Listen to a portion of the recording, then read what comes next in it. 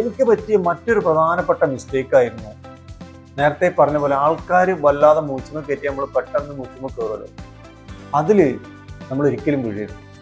നമ്മൾ കൃത്യമായി പഠിച്ചിട്ട് ചെയ്യാവൂ.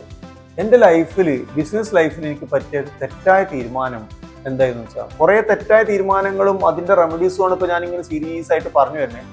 മറ്റൊരു പ്രധാനപ്പെട്ട തെറ്റായിരുന്നു വണ്ടികൾ. എൻ്റെ കയ്യിൽ ആദ്യം ഉണ്ടായിരുന്നൊരു വണ്ടി ഈ മെറ്റഡോർ കമ്പനിയുടെ, അതായത് മെറ്റഡോർ കമ്പനിയുടെ ഒരു സ്റ്റെയറിംഗ് ഉള്ളൊരു വണ്ടി ഉണ്ടായിരുന്നു, മിനി ഡോർ പറഞ്ഞു. ആ വണ്ടിയായിരുന്നു കട്ടക്കട്ടക്കട ഭയങ്കര ശബ്ദമായിട്ടുള്ള വണ്ടിയായിരുന്നു ഉണ്ടായിരുന്നത്.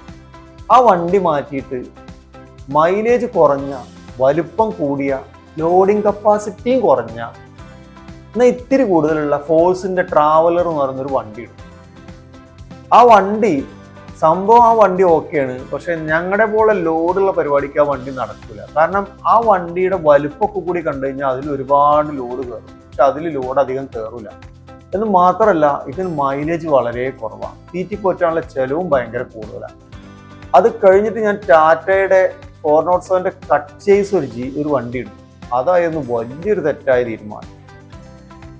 അത് ഈ രണ്ട് വണ്ടികളും എടുത്തത് എനിക്ക് ഭയങ്കര ലോസായിപ്പോയി. എങ്ങനെ നോക്കിയാലും മൈലേജ് കുറവ്, 7 കിലോമീറ്റർ 6 കിലോമീറ്റർ ഒക്കെ മൈലേജുള്ള വണ്ടികൾ വെച്ചിട്ട് ഈ ലോസ് ഉള്ള അല്ലെങ്കിൽ വളരെ ചെറിയ പ്രോഫിറ്റ് ഉള്ള ഈ സാധനം സെയിൽ ചെയ്യാൻ പറ്റാത്ത അവസ്ഥയിൽ അങ്ങനെ ഞങ്ങൾ ആ രണ്ട് വണ്ടിയും സെയിൽ ചെയ്തിട്ട് ചെറിയ 2 ലെയ്ലാൻഡിന്റെ ദോസ്ത് വണ്ടികൾ സെക്കൻഡ് ഹാൻഡ് ഇട്ടു.